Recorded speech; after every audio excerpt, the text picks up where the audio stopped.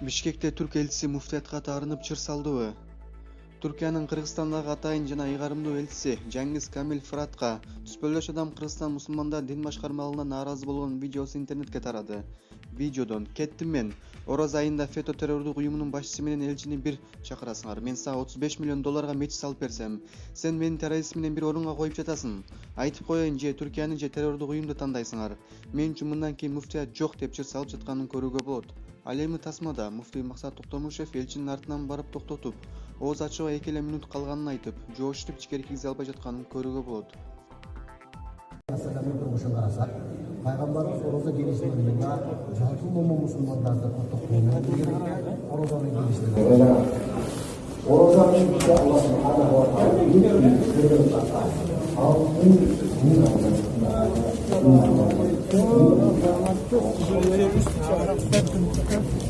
Orhan İnandı'yı buraya terörist olarak çağırıyorsunuz Ramazan'da, büyükelçiyi çağırıyorsunuz. Yok böyle bir şey. Yok böyle bir şey. Ondan sonra ne müftiyatı? Ben sana geleceğim 35 milyon dolara cami yapacağım, sen teröristle beni aynı yere koyacaksın. Senin müftiyatı. Yani buraya FETÖ terör örgütünün başını buraya nasıl çağırıyorsunuz ya?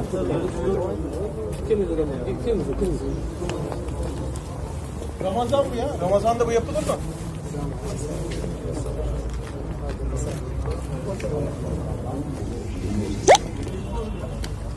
Ya Türkiye'yi ya teröristleri seçersiniz.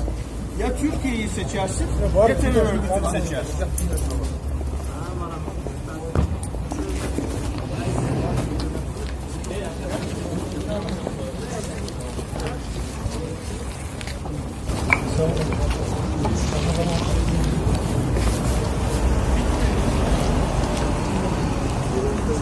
Bir daha bana ne müftülük dersin ne başka bir şey dersin.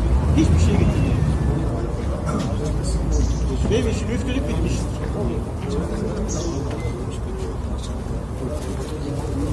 Türkiye Cumhuriyeti ile teröristi aynı yere koyuyorsun. Kim çağırdı? Görmüyor musunuz siz?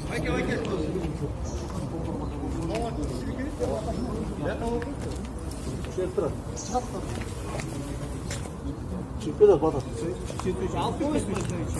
Bütün FETÖ'cüler içeride. O şeyde Turak diyor, Turak mı?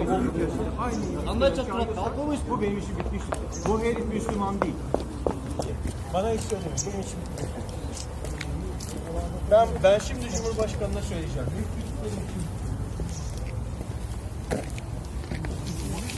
Orhan Bey değil. Orhan Bey değil. Orhan Bey değil.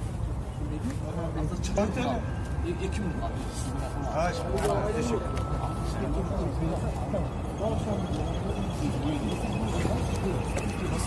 Yaktınız başımıza ama. Ne demek hocam? Kim var içeride? Sen farkında mısın kim var içeride?